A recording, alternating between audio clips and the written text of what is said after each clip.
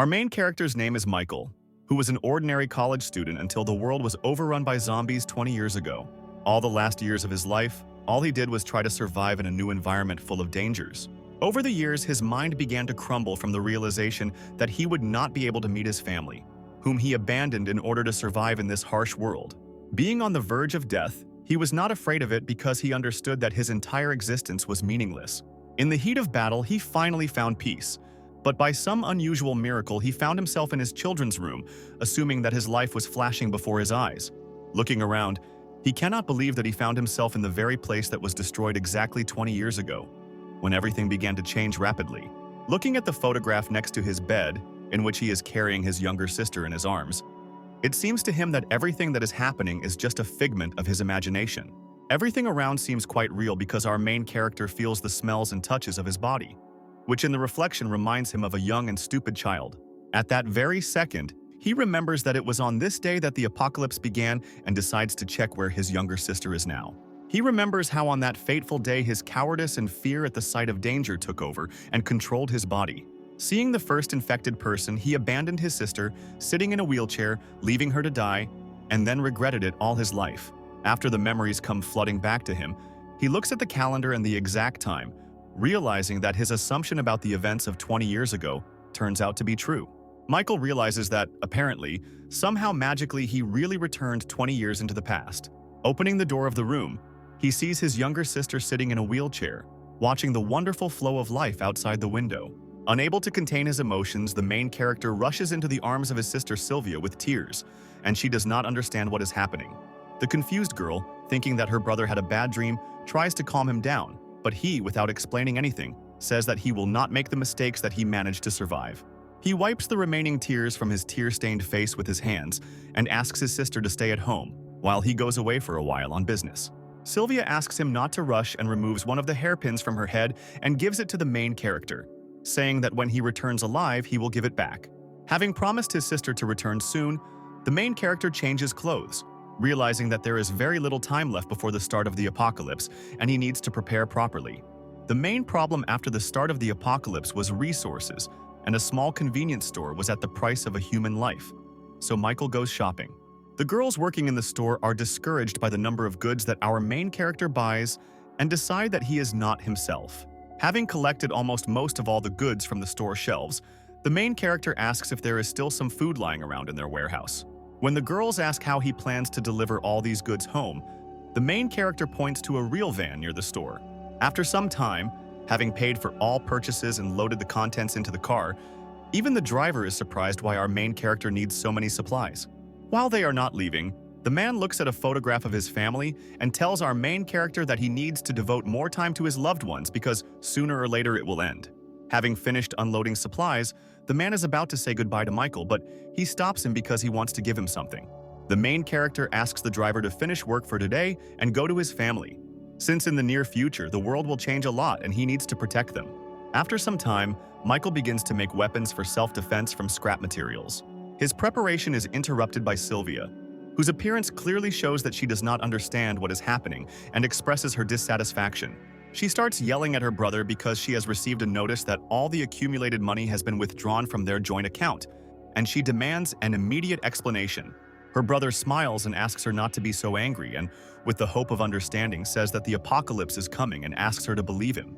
The surprised girl puts her forehead to her brother's head, thinking that he has a fever because what he says seems like a child's prank.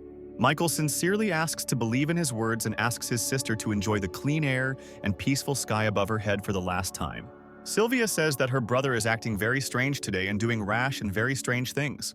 But the girl notices that for the first time in her life she sees Michael so serious, and this makes her not deny what she heard.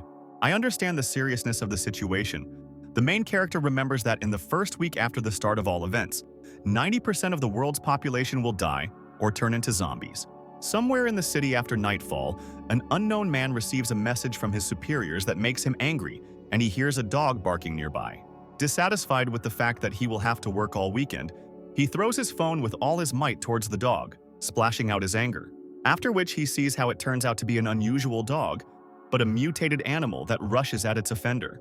Watching the beginning of chaos on the streets of the city, our heroes come into real primitive horror. Sylvia, shocked by what she saw, asks her brother what is happening when suddenly someone starts knocking on the door of their apartment. The girl hears in her voice that it is their neighbor who is calling for help, and the main character remembers that in the past, it was because of her that they encountered the first zombie.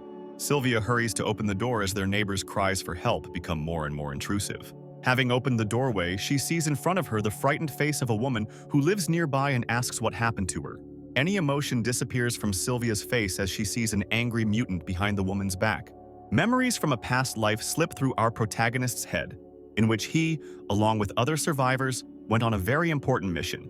Their group found themselves surrounded on all sides by high-level monsters and panic reigned among them. The main character tried his best to buy some time for his comrades to retreat while fighting enemies superior to them in strength. Looking around, he noticed his close friend who asked for forgiveness and simply left him to die, and he ran away. Michael remembered that he himself had once done the same thing, leaving his defenseless sister all alone.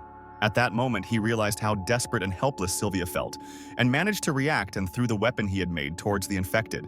Michael asked his sister to close her eyes, promising that he would protect her at all costs, and everything would be fine with them.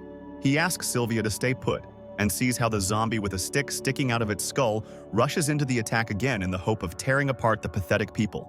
The main character, with ease and equanimity on his face, parries the attacker's attack and cuts off one of his limbs. He understands that in front of him is now the first lowest level of zombies that appeared at the very beginning of the apocalypse, and they do not have intelligence. Without any problems with a few lightning-fast movements, he deals with the infected using his many years of experience. After defeating the enemy, Sylvia tugs on the hem of his jacket, asking her brother to stop and stop fighting. Michael hugs his sister, saying that it's all over and everything will definitely be fine with her, after which he begins to look around because he hears someone's voice. His sister, not understanding what is happening to her brother, tries to help him, but the main character begins to lose consciousness. After some time, he comes to his senses and sees a strange sanctuary around him, shrouded in a blue glow and draining incredible energy. A few moments later, the statues located in the circle of the sanctuary shoot powerful beams of energy from their eyes at our hero. Our main character's head begins to split from the enormous amount of information entering his brain, and he sees information windows pop up in front of his eyes. His body begins to change rapidly, and the voice of the system in his head says that a restructuring and study of genes is taking place. Having completed the transformation of the main character, he informs that the recognition of the owner of the system is completed, and he finds himself in a changed body. Michael feels his body filled with vital energy, and contextual windows in his head tell him that he can improve himself and his skills. He understands that in order to develop, he needs to pay evolution points, which he will need to earn by killing various infected people. He can spend evolution points on various characteristics of his body, such as strength, detection speed, intelligence, and so on. Having received his first points, he decides to upgrade his strength indicators to increase his chances of survival. Better than his skills, he suddenly feels a surge of strength in his body and hopes that this time he will be able to change his future thanks to this strength. After distributing the points, he again loses consciousness and comes to his senses already in our world, watching how his sister waited all this time for him to wake up. Having regained consciousness, the protagonist's sister immediately says that her brother scared her very much because he fainted too quickly, and she did not know what to do. Sylvia starts crying and says that she couldn't bear it if something happened to her brother, and he pats her on the head and explains that everything will be fine. Having regained consciousness, Michael immediately understands that he needs to deal with the corpse of their neighbor, otherwise even more zombies will come here. But upon leaving the door, he discovers that she is missing. Instead of a lifeless body, he sees only a pool of blood and a trail that stretches along the stairs to the lower floors. Realizing that he will have to clear the entire perimeter in order to remain safe, the main character decides to change his clothes since they have become too small for him. Thanks to evolution, he grew a lot and gained muscle mass, and his body became much stronger and more resilient. Sylvia, who has moved into the room, gives her brother their father's things, which should be just the right size for him. While waiting for the t-shirt to be put on, the girl begins to worry about the state of their parents now, because there is real chaos going on in the world. She remembers how their parents left them alone when they were 10 years old, and after that they were left to their own devices most of the time. After that, Mom and Dad started sending them money every year, and only this fact hinted at their existence. Having finished changing clothes, the main character asks his sister not to worry, because their parents are quite independent. Looking at her brother, Sylvia still cannot believe that in just one night, he has grown so much and changed in appearance. Michael tries to make an excuse and blames everything on a hormonal imbalance in his body, and also reports that he will need to leave for a while. Sylvia is very worried about her brother and says that she is scared because the world has changed so much and she is afraid of becoming a burden for him. The main character tries to calm his sister down, explaining that he just wants to look around and make sure their shelter is safe. He asks his sister not to think that she is a burden for him, because he does not want to be in the place of their neighbor, and in such a difficult time they definitely need to hold on to each other. Sylvia agrees with him and asks him to return as soon as possible, finally giving him her hairpin, which, according to tradition, he must return. Armed with a dagger, our main hero leaves the walls of his apartment and goes on reconnaissance. He examines the bloody trail left on the floor after the zombie he killed, and realizing that they live on the top floor, all the danger will be below. Michael begins to slowly walk down the stairs, carefully examining each floor and checking all sorts of rooms until he comes across new infected people. As soon as the zombie notices our main character, he immediately begins to move in his direction, uttering incomprehensible phrases. Having rushed to attack our protagonist, the infected suffers inevitable defeat, since Michael has plenty of skills and experience in fighting high-level enemies. The context menu informs the main character that for each entry-level zombie, he receives 1 evolution point. Also looking at the improvement window, he sees that to improve different skills, different numbers of evolution points are required, and to increase the same power he needs 6 points. The most expensive thing is to pump up the mental spirit, because in a past life, he heard about people who had various skills of the mental spirit and decides that this is perhaps the most important characteristic.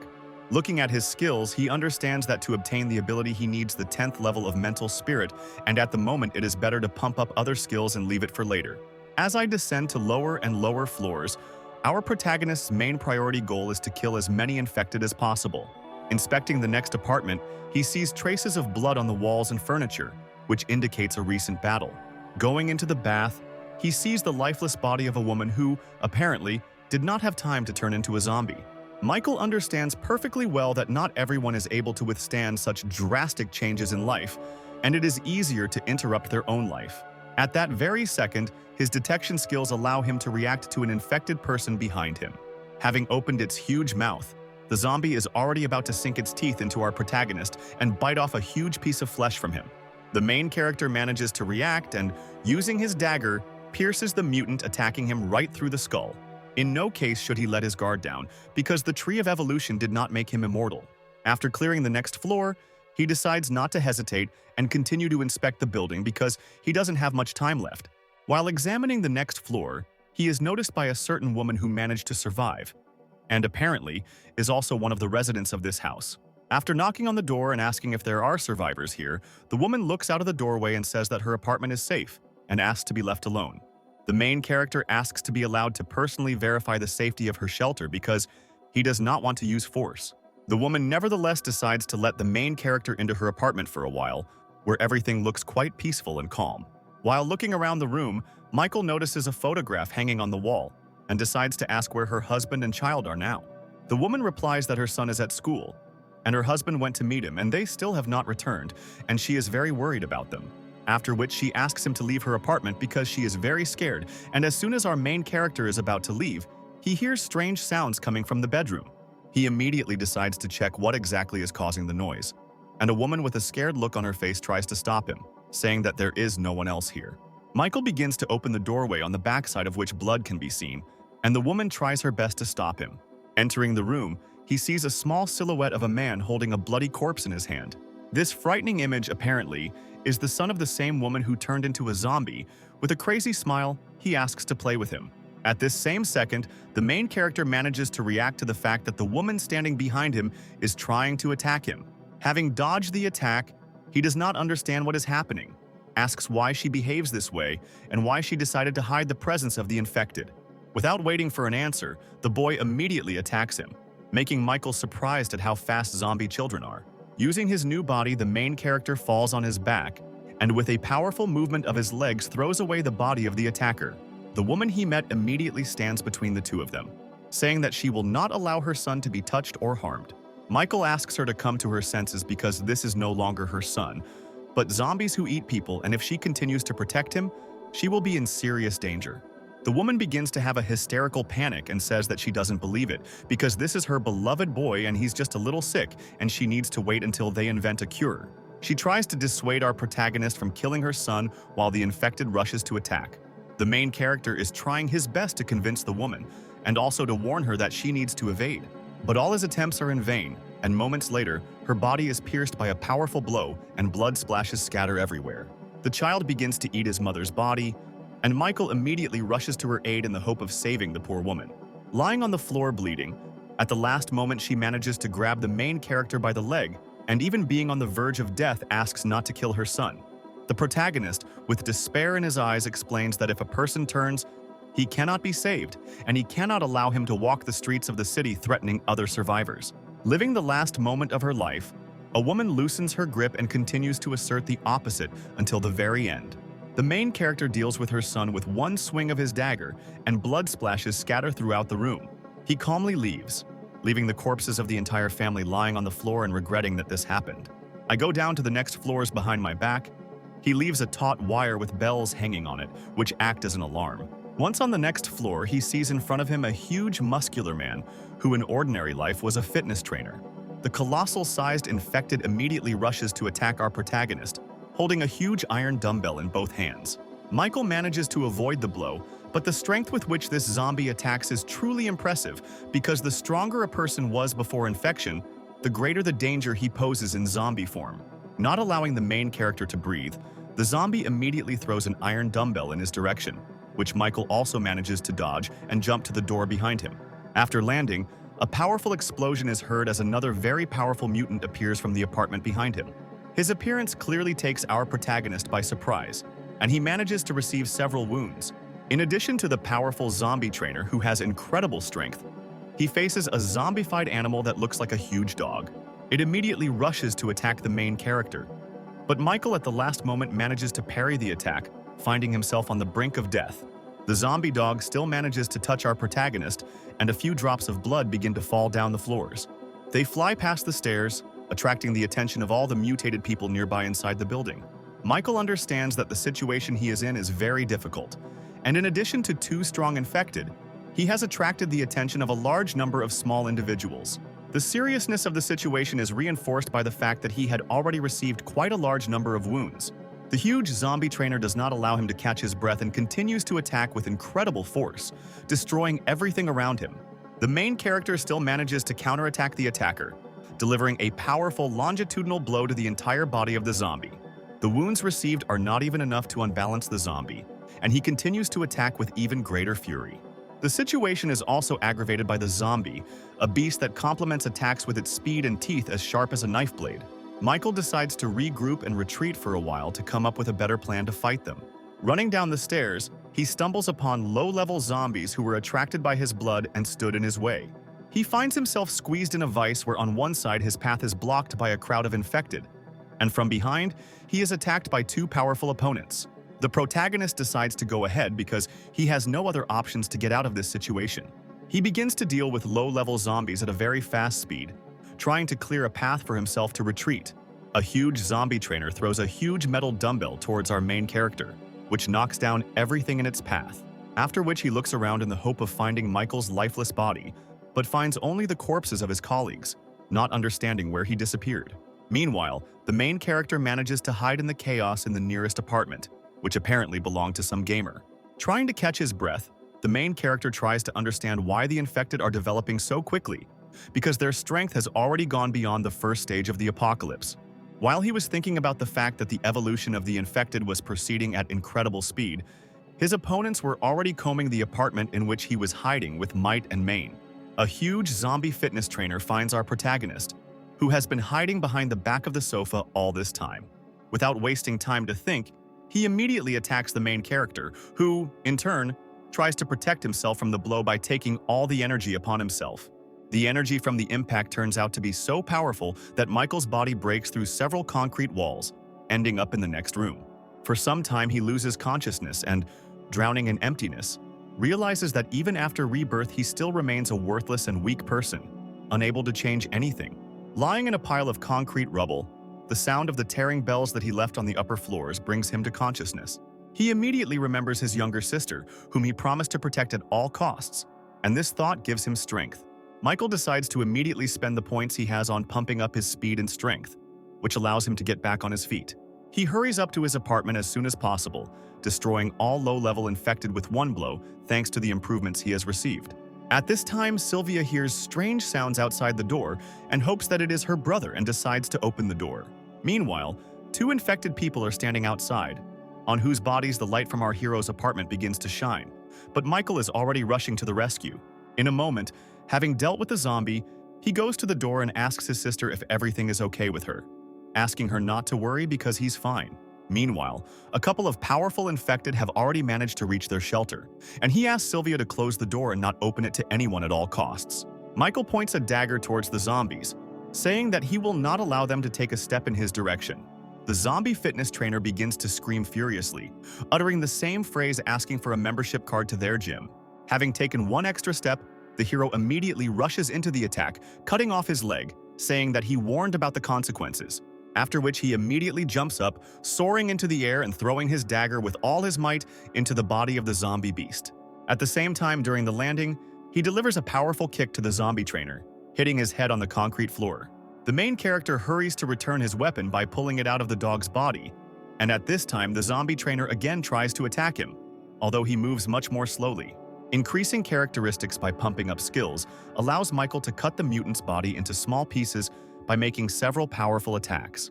Our protagonist emerges victorious from this battle, and since these zombies turned out to be of a higher level, he receives more points for them.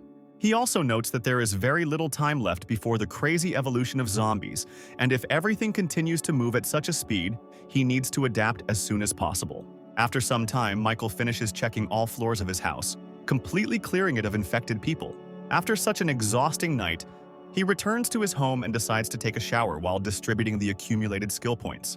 The main character decides to develop his skills evenly, investing little by little in each available skill line. In the evening of the same day, having rested a little, he decides to check how his sister is feeling and talk a little with her about what happened. Sylvia says that she watched the news that said that zombies have appeared all over the world, but the authorities assure that they can completely cope. Michael promises that they will definitely be able to cope completely, because even in case of failure, he will always be there and will definitely protect his sister. Sylvia says that today she was very scared because she was worried that her brother would not come back. If she could walk, she would have made every effort to make their survival easier. The main character tries to cheer up his sister by saying that she will definitely be able to get back on her feet, and she, in turn, asks not to feel sorry for her because it is impossible. Reflecting on everything that happened, Michael hopes that there is a chance to cure his sister, because today the meteor shower will begin, which became a turning point after the start of the apocalypse. After some time, a huge number of meteorites begin to fall from the sky, and Michael remembers that in his past life this caused the first evolution of zombies. Inside these meteorites, there are special cores that can strengthen both zombies and ordinary people. If he can get them in sufficient quantities, he will change the world. Together with his sister, they watch from the roof of the house as a meteor shower begins to destroy everything around, turning our civilization into stone ruins. At one point, one of the meteorites falls right near the house of our main characters, which could well have ended their lives. Looking at the map, Michael realizes that he fell a short distance from their house, and with his speed he can get there within an hour. The main character decides to make some preparations and the next morning go to the site of the meteorite fall to get the core and try to cure his sister. A smile appears on his face because he begins to believe that a small ray of hope has appeared in their lives for at least a fleeting bright future. The day after meteorites riddled all the fruits of the civilization of our world, there is a huge dusty haze over the city. At this time, Sylvia realizes that her brother wants to go outside the house and tries to dissuade him, saying that it is unsafe. Michael explains that he is going outside on a very important matter and is doing it for her and all humanity. His sister, with a displeased expression on her face, asks him not to talk about it because she would prefer that her brother be safe and sound in exchange for the ability to walk. The main character asks for forgiveness and says that there is complete confusion, finally leaving his sister a walkie-talkie, thanks to which they can keep in touch. Going down the elevator to the first floor, the protagonist is slightly upset, realizing that he could have offended his beloved sister. His thoughts are interrupted by Sylvia, who decides to check if the walkie-talkie is working and asks for forgiveness for her behavior, saying that she understands that all this is being done for her sake. Once on the first floor, Michael asks for forgiveness and says that he needs to go and asks his sister not to go anywhere until he arrives. Finally, the girl tells him to check his pockets, in which she left him her hairpin, which he must return to her upon his return. Michael leaves the walls of his house, promising to return before dark, and begins to move towards the fallen meteorite, avoiding unnecessary collisions with the infected. At this time, in the city, a group of military personnel is clearing out infected people, trying to keep the situation under control. One of the soldiers reports to the commander that all the mutated ones in the western part of the city have been eliminated, and their number has noticeably decreased after the meteor shower. Meanwhile, a tall and stately woman named Megan receives a report from a soldier and is their commander. Her assistant named Lena says that it is necessary to issue new instructions to the soldiers and continue clearing the city. Megan orders them to continue patrolling the area and make sure they don't miss any infected people. At the same time, their conversation is interrupted by a man sitting at the table who jumps up and asks the woman to immediately accompany them to the company. Megan grabs him by the shirt, explaining that she is a police officer, not his personal bodyguard, and if his life is dear to him, he must listen to everything she orders. Looking at him with a frightening gaze, the girl asks him to express all the complaints that do not suit him in the current circumstances. Frightened by the pressure from Megan, the man finds nothing better than to agree and stop being nervous. Leaving the men in jackets alone, the commander asks Lena to contact Mr. Leonardo, who needs to convey some information. At the same time, the second man sitting at the table looks at Megan angrily, promising that one day he will get this ferocious cat. Having contacted Mr. Leonardo, Megan reports that all the zombies in the area have disappeared somewhere, and most likely this is due to yesterday's meteor shower, and for now, they will continue patrolling. Meanwhile, Michael moves towards the crater left by the meteorite, trying to minimize collisions with the infected so as not to attract unnecessary attention. After some time, he finds himself at the very crater from the crater of which a huge amount of dark energy emanates. The main character decides not to rush to hasty conclusions and explore the surroundings by climbing onto the nearest high-rise building. He sees how in the center of the crater there is a fragment of a meteorite, emitting a huge amount of energy, and in a past life he had never seen it alive. Also, near one of the walls of the crater, he notices a zombie who is trying to get out and who is not at all interested in absorbing the fragment. Michael understands that time is beginning to move towards sunset. If he delays, the zombie may absorb the energy, and this will become a very big problem for him. The main character makes a decision, using his speed, not to enter into confrontation and simply pick up the fragment and run away. Once at the very crater, he makes a lightning dash towards the zombie in the hope of catching it by surprise and quickly finishing it off. When striking an infected person's body, his homemade weapon breaks as if it were made of glass, and the zombie's skin turns out to be as strong as steel. The zombie girl turns to our main character and greets him, and her appearance clearly says that she is clearly not a weak individual.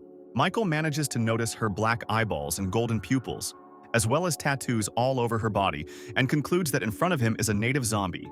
For a few seconds, he is seized by primal horror, since in his past life they most instilled terror in humanity and were superior in strength to anyone else.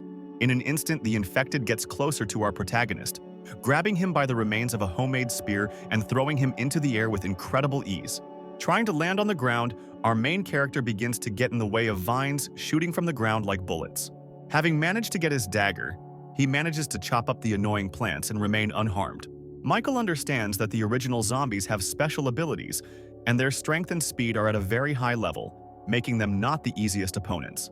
While he is trying to understand why such strong zombies began to appear so early, the girl does not give him the opportunity to think and attacks him again. The protagonist decides not to engage in battle and simply try to pick up the fragment and run away, avoiding unnecessary damage. Numerous vines suddenly stand in his way again, not giving him the opportunity to just do it. The native zombie smiles as if mocking our main character and is just having fun. The speed of her skills does not give our protagonist even the slightest second to think and make decisions, and he has to defend himself all the time. Their powers at this moment in time are at completely different levels, and even trying to defend himself, Michael still receives a lot of damage. Realizing the sadness of his situation, he understands that events are developing much faster than in his previous life, and, apparently, history is changing. At the same time, Michael notices how a fragment of a meteorite and a zombie are connected by an invisible energy thread. He suggests that the native zombie, like all the others, arose from these fragments and act as its protectors. The main character assumes that in this case, the infected woman will not be able to move far from the fragment and decides to break the distance with her by going beyond the crater. The zombie girl tries to stop the protagonist with a vine branch, but he manages to defend himself and chop them into pieces. Finding himself beyond her reach, Michael manages to take a breath for a while and decide what to do next. He decides to take refuge in a nearby building and use it as a temporary shelter to regroup and come up with a new plan. He takes out a red glass flask from his backpack and decides on an ambitious plan, saying that he will need the blood of a dead man. After some time, he, riding a motorcycle, leads a huge horde of infected people which he managed to lure from all over the area. Finding himself near the crater where the original specimen is located, he throws a test tube of blood into the air, putting his plan into action. The main character manages to break the test tube, and the entire contents fall in a bloody rain. His plan was to use the dead man's blood as bait for a large number of low-level zombies that the original zombie would have to fight. Such impudence and insidious plan infuriates the female, and she begins to attack everything that tries to harm her with even greater speed and fury. Michael begins to observe everything that is happening from afar and hopes that his plan will have at least some effect. Even with an incredible superiority in strength, the original zombie cannot so quickly deal with the horde of infected attacking it, and they simply crush it with numbers. The presence of intelligence in the original zombie allows her to get out of such a difficult situation and use her vine to soar into the air. Being out of reach of ordinary low-level zombies, she begins to attack them from safety. Michael at this moment decides to come closer to the crater and try to steal the fragment while the original is busy fighting. The only thing that worries our main character in this situation is a large accumulation of mutants, because of which he himself may fall into a trap. The protagonist also understands that he cannot delay this battle, otherwise the fragment will have time to restore the energy of the female and will become even more difficult. Unexpectedly for everyone present, a very powerful and ominous roar is heard, which can only mean one thing. Looking around, Michael and the original zombie notice a huge and ferocious mutated beast. He immediately rushes to attack the female because he perfectly senses her strength and understands that she must be dealt with first. The beast manages to knock her to the ground, pressing her with his paw, intending to tear her into small pieces. The main character realizes the deplorability of the situation, but understands that the animal has every chance of emerging victorious from this fight. But looking at its fur, he understands that it will soon mutate. This will happen if the mutated beast manages to absorb a meteorite fragment, and in this case, trying to emerge victorious from this battle will be pointless. The original zombie, being in a not the most advantageous position, still manages to attack the beast with the help of its strength, throwing it to the side. The mutant clearly does not like this and, with even greater animal rage inherent in him, rushes to attack the zombies. Without having time to react and keep up with the reaction speed of the infected beast, he still manages to sink his knife-sharp teeth into the body of the female individual. Michael understands that the situation is taking a very unexpected turn and is already preparing to stop the beast from finishing what he started, because if the original one loses, the situation will become even more deplorable. At the last moment, the main character still decides to stop, not believing that such a powerful opponent with intelligence lost so easily. At the same second, a fountain of blood begins to gush from the mouth of the mutated beast, and the roots of the vine pierce its body. His body soars high into the sky, hanging on the spear-sharp branches of the vine, signifying his defeat in this battle. The main character understands that all this was just a plan of the original zombie to lure him closer to himself in order to deal with two opponents with one blow. The female begins to smile and praise our main character, saying that the pathetic little man was not so simple as to believe in such a trick. Michael also says that she is not the easiest opponent, and he will have to work hard to emerge victorious, after which he goes downstairs into the arena, causing surprise to the original, who did not think that he would personally come to her to die and lose. The female decides not to hesitate and immediately tries to attack him with her roots, but Michael manages to defend himself once again. He continues to fend off numerous attacks with the help of the vine, and notices that the battle with the infected beast and a huge number of low-level zombies has greatly exhausted the original one. At her limit, she tries to move into close combat and attack Michael personally. This act turns out to be very reckless, since the main character manages to cut off her attacker's hand without any problems with one deft movement. After this, the original zombie is overcome by animalistic rage and misunderstanding of how a pathetic human being is capable of such a thing and promises to finish him off here and now. The main character turns out to be quite surprised that the female still has the strength to fight, and all this time she has not shown her maximum. Looking around, he notices that the original is beginning to absorb the energy of the fragment, and, with its help, restore her wounds. After a few moments, she takes on a new form, becoming similar to a rose flower and becoming much stronger. Her speed and strength increase 100-fold, and she begins to try to finish off our protagonist. Michael understands that with the current level of strength, he will in no way be able to defeat such a powerful individual and again tries to escape. But his escape route is blocked by vine branches. The firstborn says that such a trick won't work with her twice, and here and now, they will decide which of them will be stronger. The main character is slowly starting to run out of strength to dodge and defend himself, and one of the blows almost reaches its target. But at the last moment, the branches of the vine stop attacking Michael, and the body of the original zombie begins to emit fountains of blood. The protagonist understands that the female could not withstand such a strong energy from the fragment, and, moreover, her body is very exhausted after so many battles. She tries with all her strength to attack Michael, saying that some pathetic little man cannot defeat her. Without any problems repelling the next attacks of the original zombie, Michael says that by continuing to fight, she will finish herself off. Using his speed, he closes the distance with her, realizing that the outcome of the battle is already predetermined. The exhausted female falls to the ground and prepares to accept her fate, realizing the deplorability of her situation. The main character threatens her with his dagger, and it is said that he knew the outcome of this battle from the very beginning. Looking at the dying original zombie, he remembers that in the past he could not imagine that he would ever be able to defeat such a strong opponent. In the past, due to the strength of the enemy, he made the wrong choice and regretted it for a very long time. So he decides to swear to stand on his feet until his last breath, protecting what is dear to him. The context window informs our main character that for killing a native zombie, he receives 100 evolution points. Michael could not imagine that he would receive so many points for defeating her, and decides that in future he needs to be more careful with other fragments. After his triumphant victory, he decides to take the meteorite and is surprised that he can safely touch it with his hands. Touching the fragment with his hand, he feels how its energy begins to fill his body, restoring his strength. Michael is in complete shock, realizing that all his wounds have almost completely disappeared and hopes that his sister will also be able to recover and start walking. Just before leaving, he looks back at the body of the infected beast because he hears strange sounds and assumes that the monster is still alive. A huge amount of energy begins to leave his body, plunging the main character into horror that he faces another battle. His face shows incredible surprise at what he saw, and he cannot believe his eyes. From the body of a huge mutated beast came a small puppy with yellow fur. He takes him in his arms and suggests that after the death of his mother, the cub in her womb absorbed all her powers and because of this was able to survive. Michael suggests that he can tame the newborn monster if he becomes the first one he sees when he opens his eyes. The puppy begins to bark joyfully and lick the cheeks of our main character, thinking that he is part of his family. The protagonist decides to name his new pet Goldie, and having hidden it in his backpack along with a meteorite fragment, decides to return to his shelter as soon as possible. Moving through the streets of the city, a strange energy envelops everything in the area, attracting crowds of the infected. This energy comes from meteorite fragments, which our main character carries in his backpack and acts as bait for the infected. Before he can reach his shelter, the ground under his feet begins to crack and crumble into small pieces. Michael manages to dodge and realizes that all this time someone has been chasing him and he won't let him get away just like that. A huge number of mutated giant rats begin to appear from the ground, which have been following the energy of the meteorite all this time.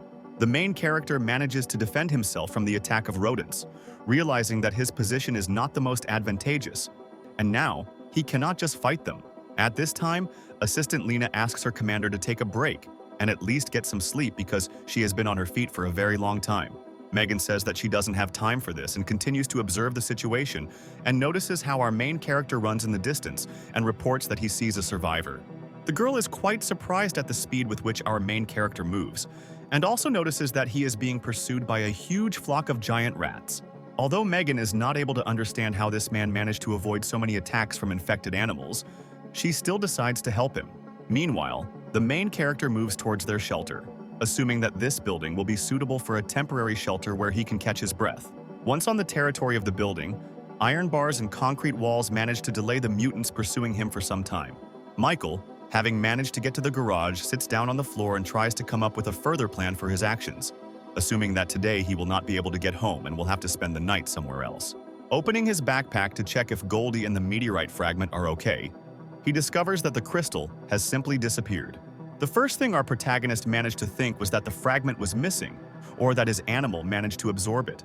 All these assumptions are immediately dispelled when the context menu of the evolution tree tells him that the absorption of the crystal has been completed and the process of restructuring has begun. At the same second, the main character's body is enveloped in an incomprehensible aura, and he begins to experience a very wild pain tearing him to pieces. A moment later, his body begins to emit massive amounts and waves of energy, knocking back everything that was near him. At the same moment, the rats chasing our main character manage to get through the concrete barrier and get into the parking lot. Michael realizes the deplorability of the current situation, but cannot find the strength to gather his courage and at least try to stand up. And the Tree of Evolution is to blame for this. His eyes begin to close and he slowly loses consciousness, not believing that he will be dead here and now. At the last moment, Goldie manages to save her owner by repelling the attack of the rats and coming to his defense. The little puppy's body becomes coated with a thin layer of electricity and begins to emit large amounts of energy. He stands between the attacking rats and the body of his master, ready to give his life for his protection. Goldie begins to fight hordes of rats, attacking them with bolts of electricity and using her speed and size as an advantage. The number of infected turns out to be too large, and through a gap in the walls, even low-level individuals manage to get inside and surround our main character. The faithful puppy does not have time to keep up with so many opponents, and he has to continue the battle with the rats located outside the building. Before making an attack and finishing off our main character, one of the rats suffers inevitable death from being hit by a bullet from a weapon. At that same second, other surviving people, armed and arriving to help our main character, appear in the parking lot. The gray-haired man asks Megan if they should have brought strangers to the shelter because if he was bitten, they would have a very hard time. The commander replies that they cannot abandon the survivor. They need to isolate him and observe him. The survivors manage to take refuge inside the building, while Goldie remains on the street to protect the shelter from the infected attacking it. At this time, being unconscious, Michael wakes up in the sanctuary of the Tree of Evolution, which has noticeably changed. His body begins to become covered with clots of yellow energy, merging into one with the set of genes that he had. This process takes a very long time, but at some point our main character regains consciousness. During the time that Michael was passed out, his faithful companion spent all this time fighting hordes of zombies. Having opened his eyes, our main character realizes that his head is splitting, and he is trying to remember all the events that happened to him before he lost consciousness. Megan, who is in the same room with him, immediately points a gun at him and orders him not to move and to answer her questions first. Michael replies that he doesn't have time for that and needs to urgently go about things that are a higher priority. The girl is about to tell the main character that he won't just leave when he suddenly appears behind her back. The main character manages to disarm Megan and throw her to the ground, answering that she does not have enough strength to just stop him. At that same second, all the survivors enter the room and ask Michael not to move or make sudden movements, otherwise they will open fire. Megan orders her men not to move and explains that she is the commander of the military police and they were the ones who saved him from certain death. One of the two men in suits says that the main character is an ungrateful, impudent man and they shouldn't have babysat him for 4 whole days. Hearing this, Michael completely forgets about everything that happened, realizing that he had been passed out for 4 whole days. He immediately rushes towards the exit, realizing that all this time his sister is alone and in possible danger. Megan manages to stop him, saying that the street is full of zombies and it's too dangerous there, and invites him to stay in their squad. While Michael asks what will happen if he refuses this offer, a huge, terrifying silhouette can be seen outside the window of the room in which they are located. In an instant, the monster bursts into the room, destroying everything in its path and emitting a frantic scream. All survivors immediately rush in different directions, trying to protect themselves and everyone around them. Stunned Lena, while still a schoolgirl, experiences incredible fear and simply cannot move while standing in one place. The main character manages to save the defenseless girl by stopping the monster's huge paw with his body and blocking his path. In the moment, he realizes that he himself did not understand how he managed to do this, and most likely his dexterity has increased significantly. Just like his physical skills, not one person on the planet is capable of holding back such an incredible force of a mutant thrusting at him with his bare hands. All the survivors, looking at what is happening, cannot believe their eyes and doubt that the stranger they met is an ordinary person. Using the newly acquired powers, the main character manages to throw the monster's body back. Realizing that his physical indicators have increased, he immediately rushes to the attack, intending to start a battle with the huge mutant. At the last moment, his fist stops right in front of the beast's nose, and waves of energy from his blow spread across the ground.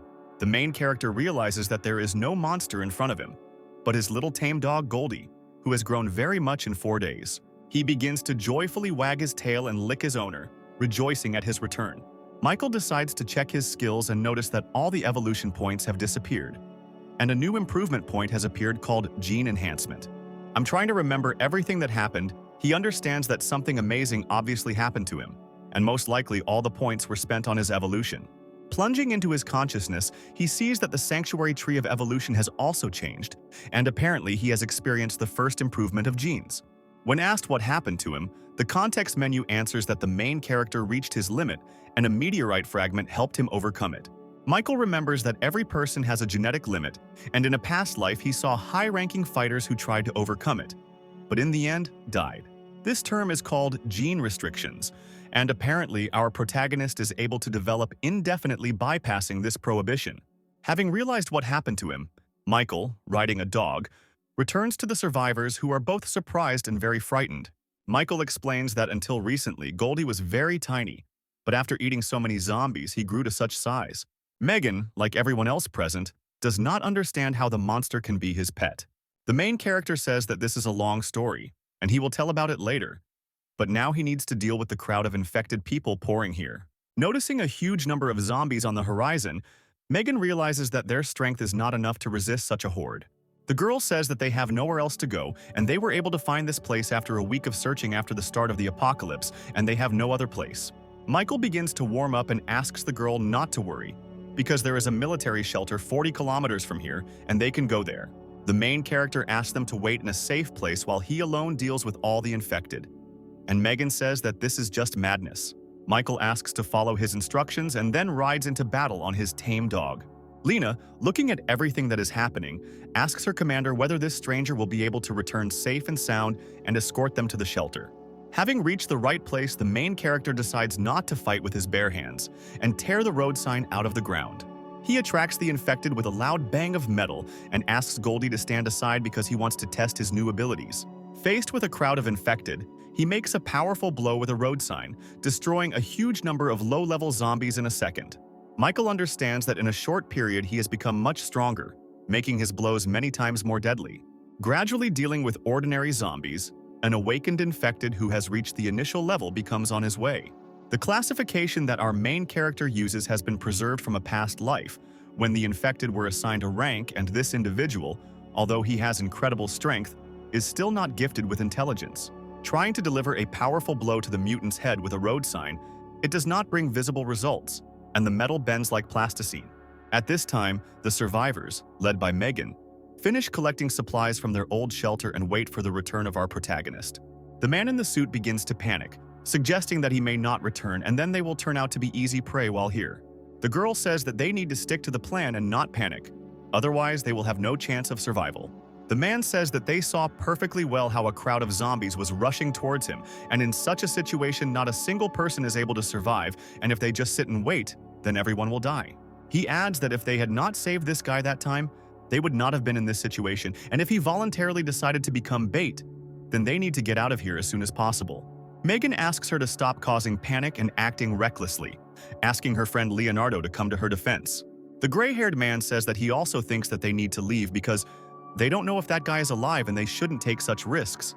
For a second, there is a dead silence among the survivors, and the girl agrees to go and check how things are going at the front.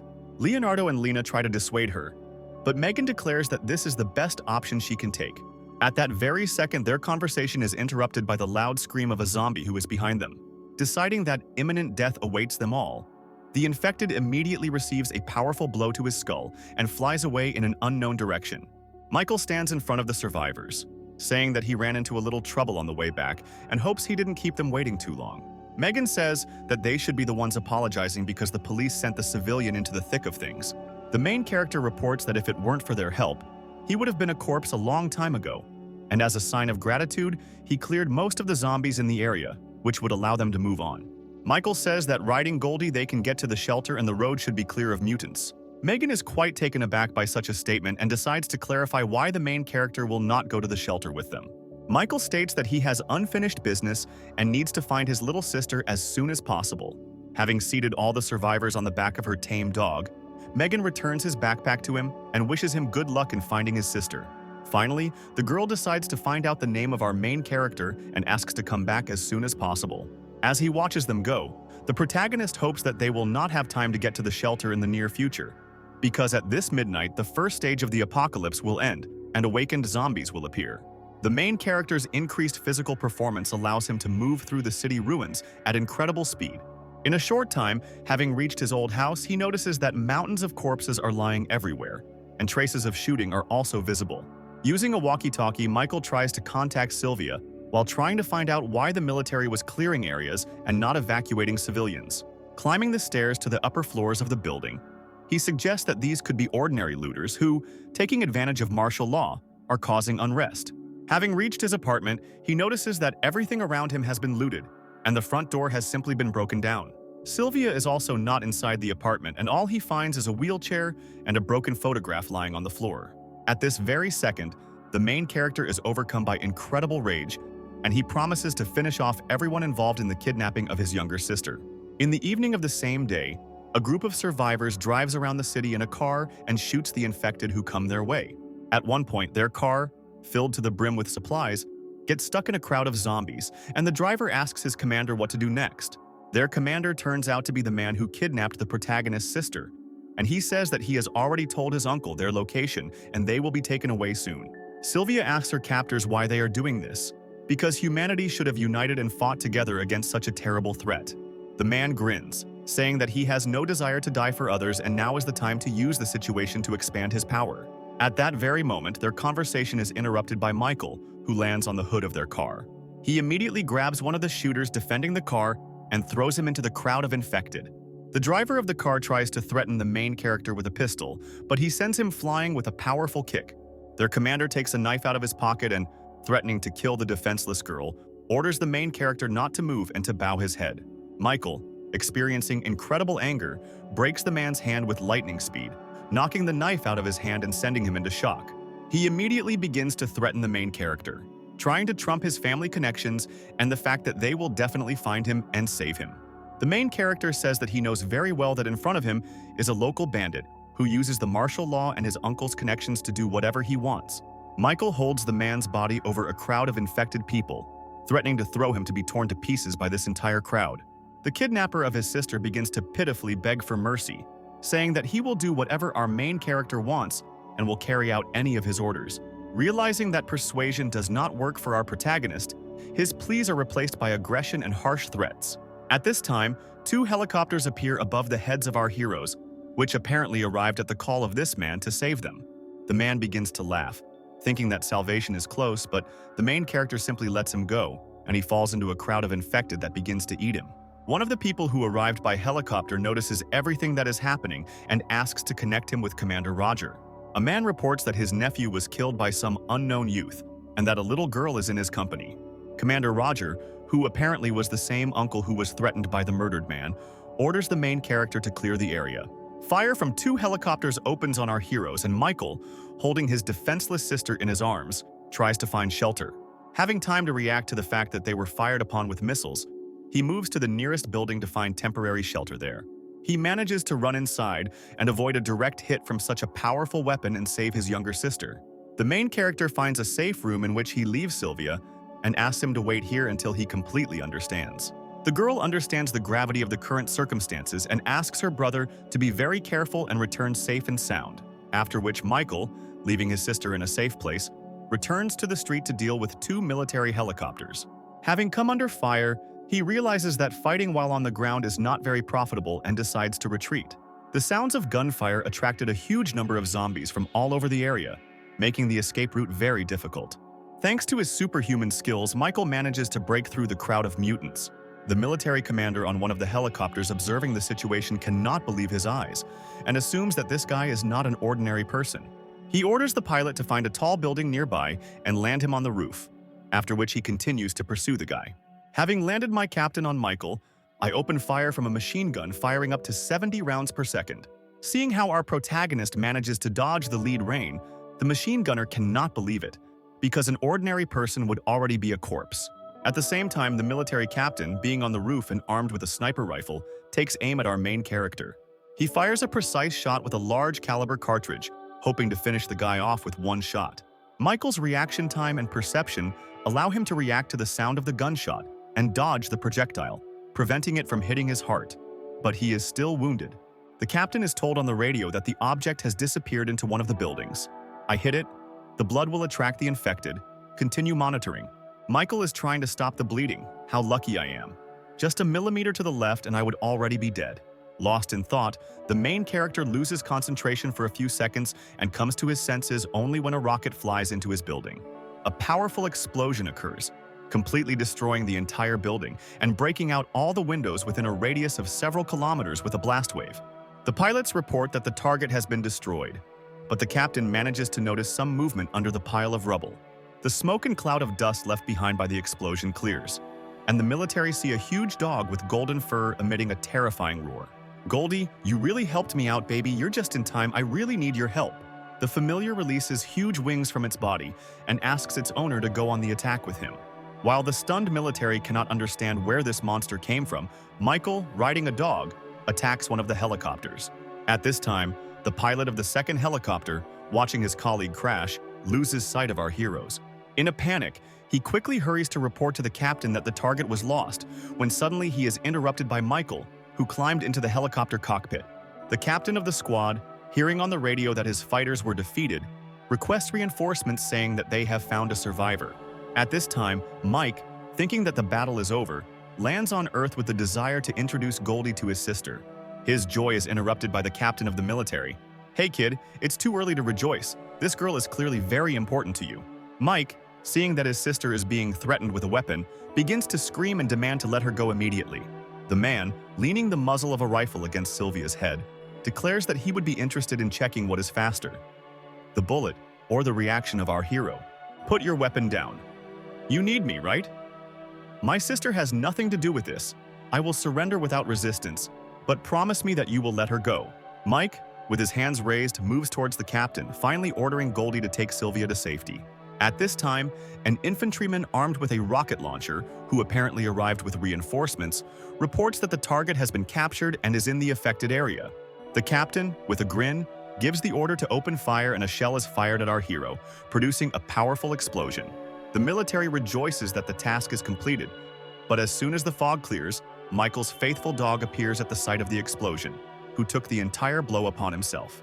The captain shouts into the radio that the target is still alive and we need to move on to Plan B, but it turns out to be too late, and Michael delivers a crushing blow from behind his attacker. The man, having flown several tens of meters and received a bunch of wounds, lies in a mountain of rubble and, miraculously surviving, orders everyone to be destroyed.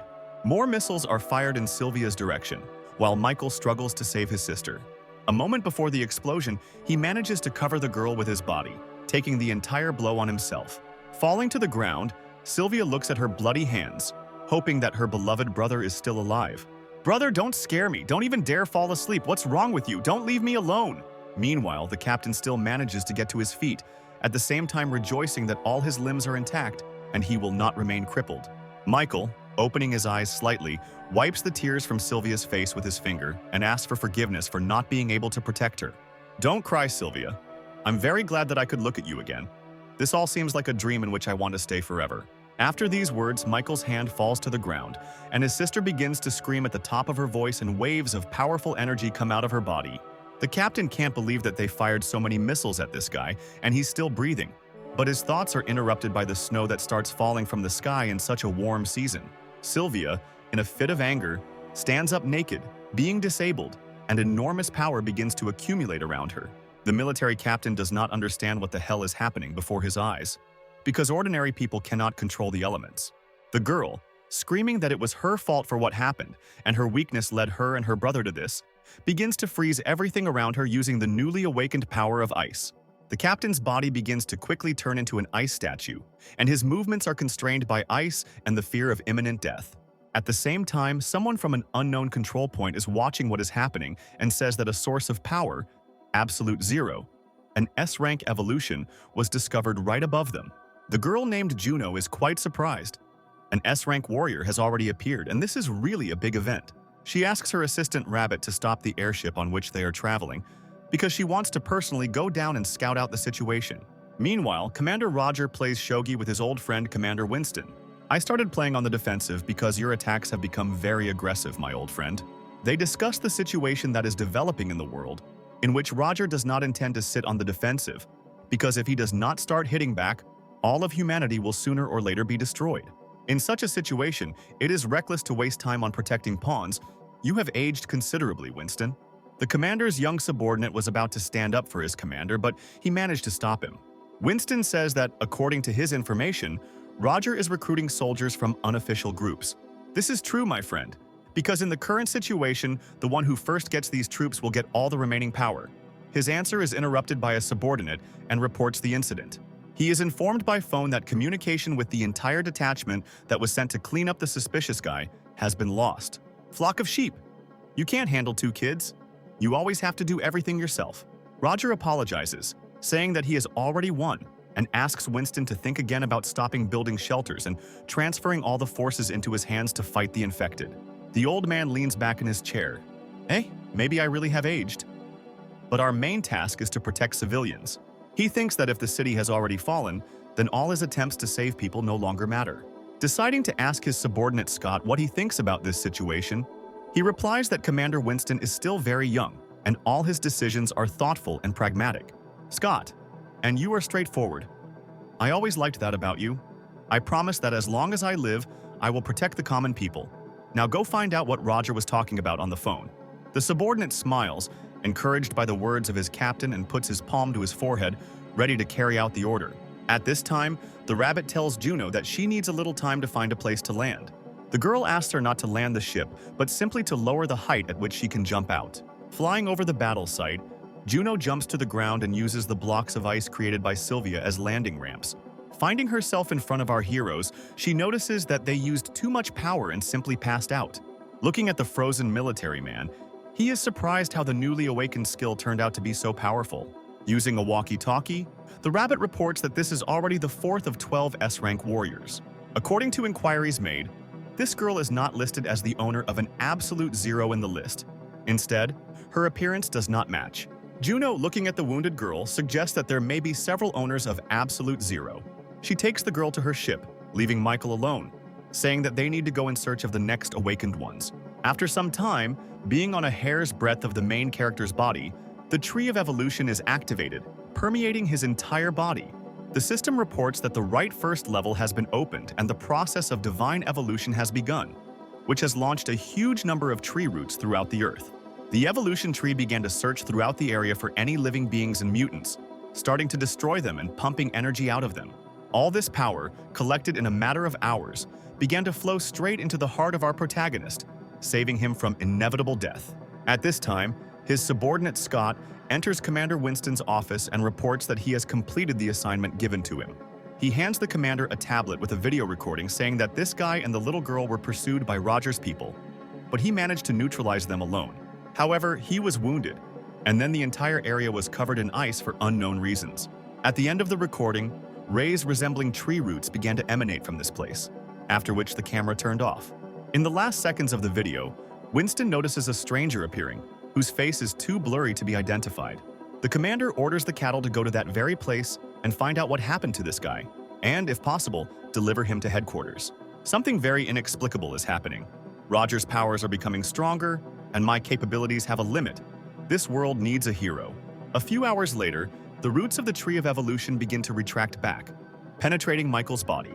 The system informs him that 1,000 experience points have reached the peak, which in turn triggers automatic distribution. At this very moment, the main character opens his eyes, trying to understand how he managed to survive and what happened to him. Having looked around and not finding Goldie and his sister nearby, he rushes to examine the surroundings, completely shrouded in ice, hoping that his loved ones are still alive.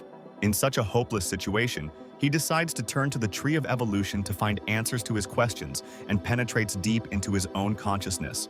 The system informs the main character that the deification plan has been put into action, and only one attempt has been allocated for its implementation. We also inform Michael that he has awakened and all his characteristics have been increased to the 5th level of strength. Looking at his stats, he realizes that his physical strength has increased incredibly since awakening. Thanks to the meteorite fragment he received earlier, he unlocks a new skill called Absorption. From his past life, Michael knows that the power of skills cannot be increased, and it grows only with an increase in the physical characteristics of the wearer. And therefore, his new ability is equivalent to S rank. For a moment, he thinks that he became the first awakened from the rank. But at the last moment, he remembers that he noticed a similar reaction in Sylvia, and perhaps all this ice in the area is her doing.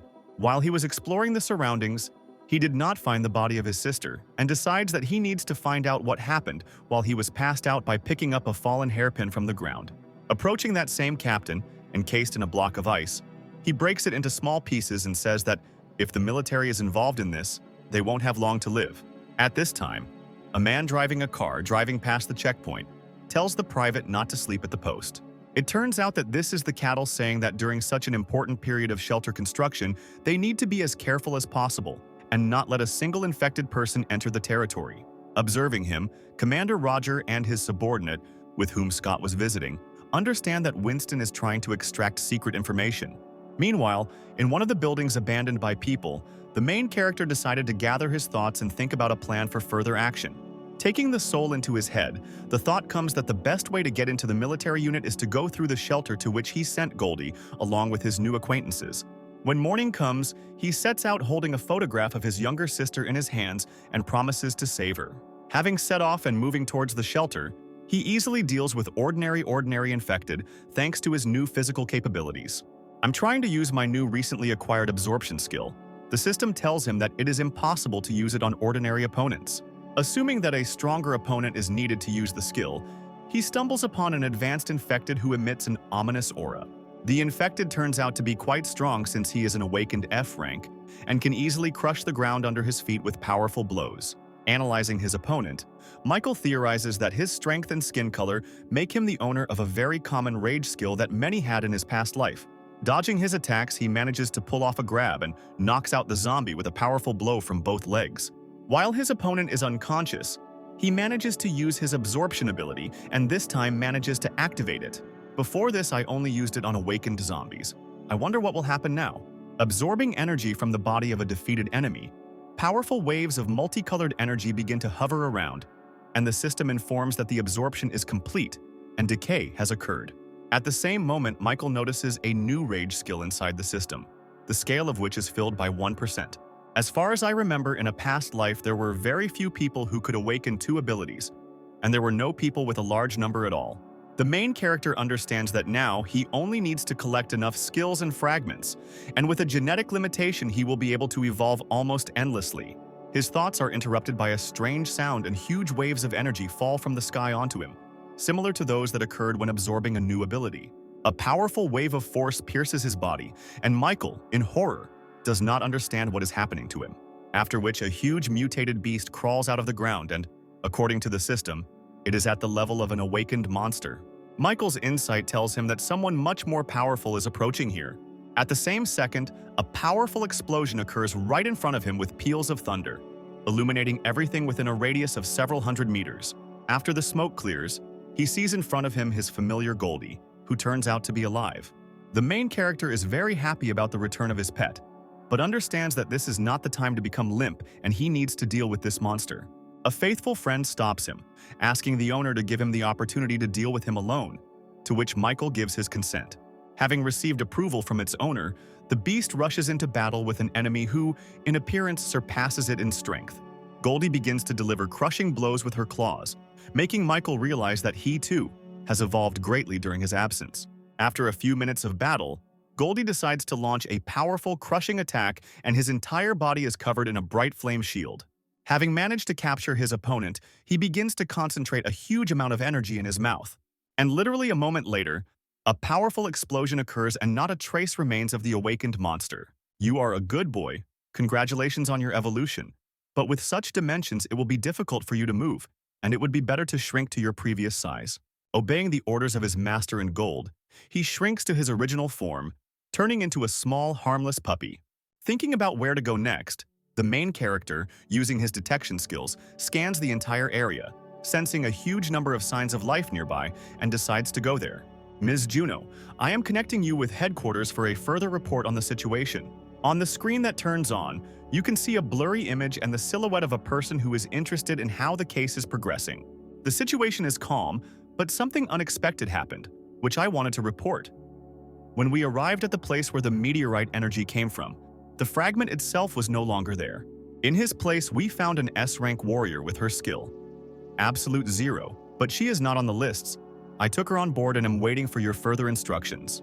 A mysterious man through the screen says that this whole situation is very strange, like the warrior who is not on the lists.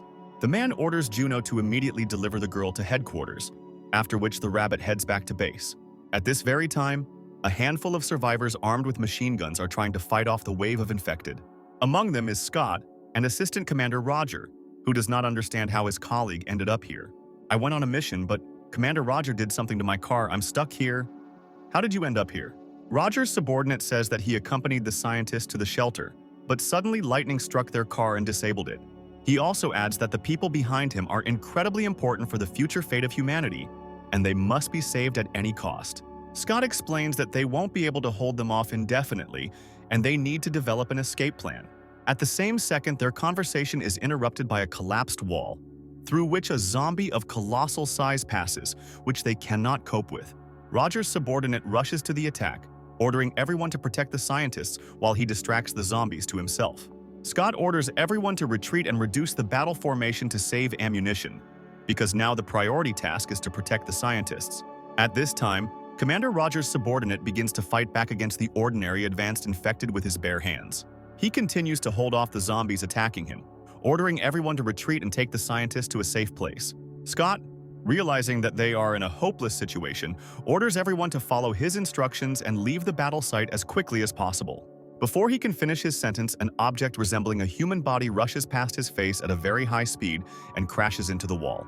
Looking at the pile of rubble, he notices a wounded colleague, who apparently could not hold out for long against a colossal zombie. The shadow of a huge mutant obscures him and the scientists, and at that moment it seems to them that their lives are hanging by a thread. At that same second, a powerful explosion was heard behind them, and something with incredible speed managed to protect them from the colossal mutant. On the corpse of the defeated enemy stands Michael, who has already managed to absorb another percentage of the rage skill. Being incredibly impressed, Scott remembers that standing in front of him is the very guy whom Commander Winston ordered him to find. To his question, "Are you the same guy whose name is Michael?" the main character replies that it is him, indignant about how the military man knows his name. Scott understands that the goal of his task is in front of him and wants to ask the protagonist for a certain favor, but he is interrupted. "Answer my question first, your Commander Roger, will you?" The stunned military man, not understanding what is happening, answers the truth and says that his commander is Mr. Winston. He also explains that they, along with the leadership, are aware of his situation and the conflict with Commander Roger, and they do not know who he is and why he is here. Remembering my past life, Michael remembers that after the apocalypse, all of humanity fell into madness, and only one elderly general stood up to protect him to the end. When the commander found out what you went through, he wanted to meet in person.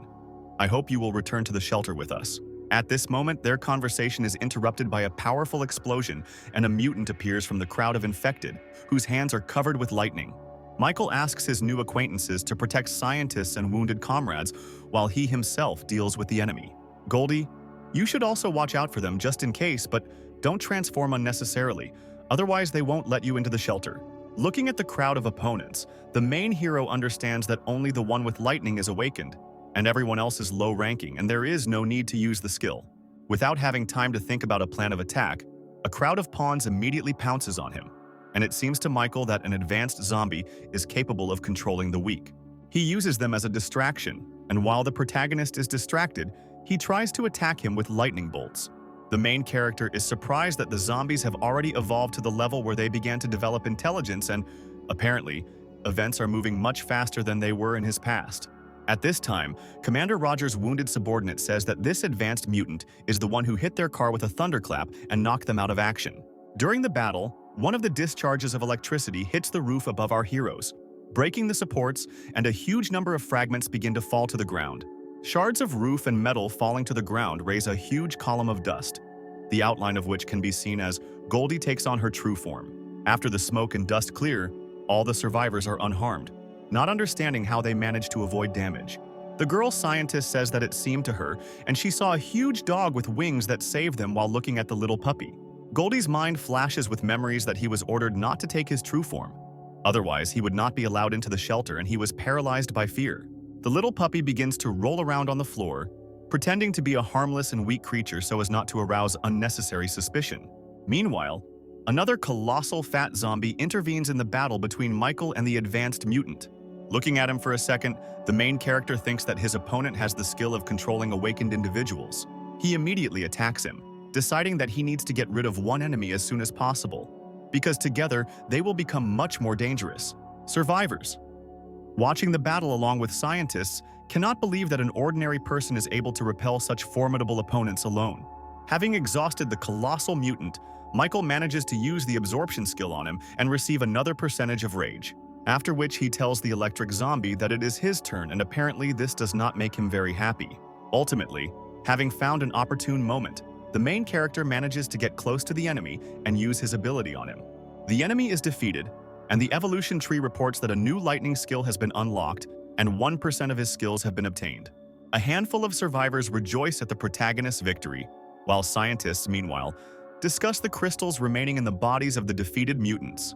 The professor in glasses, looking at the artifact, says that this confirms the results of his research, and since yesterday these crystals have been appearing on the bodies of the dead. The old scientist extends his hand to the main character, saying that his name is Bruce and he thanks him for saving them. In a past life, the professor and his team were able to obtain energy from the cores of monsters, and thanks to him, genetic medicines appeared. During the most terrible times, it was this invention that helped ordinary people awaken and fight back against inevitable death. Realizing that the greatest man who determined the fate of humanity is standing in front of him, Michael shakes his hand and says that he is immensely glad to see them. The intern asks Professor Bruce to come to him because he needs help, and the main character says goodbye to him, hoping for a further opportunity to meet him again. While the scientists, without wasting a minute, continue to study the infected, Scott helps his friend get up, who thanks Michael. "I'm always happy to help. You got it worse than anyone else. I need to get you out of here. I'll try to find us a car." While they are not deciding how to get to the shelter, they hear the worried cries of a group of scientists who are surprised by something. "Impossible, am I wrong? All dead bodies must have crystals. Why aren't they here?" Bruce assumes that something was missing in his research, and he hoped that he could easily use these crystals. Michael understands that the professor has already begun to examine the cores of monsters, and most likely he absorbed them with his ability, so he needs to correctly explain this to the professor. He decides to clarify what exactly Bruce is talking about, realizing that he should not interrupt his research due to an oversight and try to push him to the right train of thought. The professor hands him a green crystal, saying that he needs to understand where these things come from and how they can be used in the fight against the infected. Michael says that it is unclear why they are called genetic nuclei, and he has already managed to eat several of them, after which he became stronger.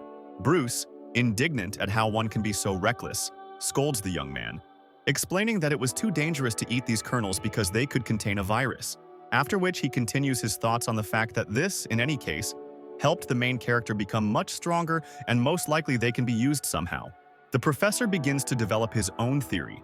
The protagonist inside himself is glad that he gave the professor the necessary food for thought.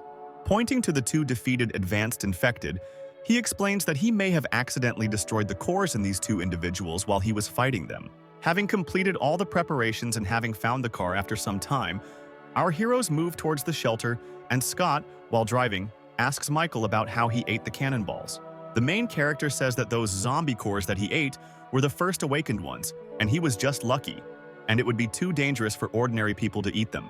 Michael perfectly understands the military man's desire to become as strong as possible, but warns him against rash actions. Scott says that Captain Roger is secretly gathering awakened soldiers while Winston spends his time building a shelter, and he wants to protect his commander. "Don't worry about your captain, he will never lose to Roger, and I am 100% sure of that." After some time, our heroes reach the walls of the base where the construction of a shelter is in full swing. Looking at how the preparatory work is going on, Scott explains to the main character that those awakened with combat abilities went to Roger's troops, and the rest help Winston in construction. Getting out of the car, Michael notices a red-haired girl driving towards him at high speed and asks him to get out of the way. Losing control, the girl falls off the scooter and the main hero manages to catch her in his arms. Realizing the situation in which she found herself, the girl immediately begins to bow to our protagonist, asking forgiveness for the inconvenience. Standing next to him, Scott, realizing that his friend Olivia is in front of him, asks the girl what she is doing here. "Captain, What a blessing that you are alive. Commander Winston was unable to contact you, and we thought that you died on the mission. Scott hits the girl on the head, saying that's not what he asked, to which Olivia replies that she came to meet the new survivors.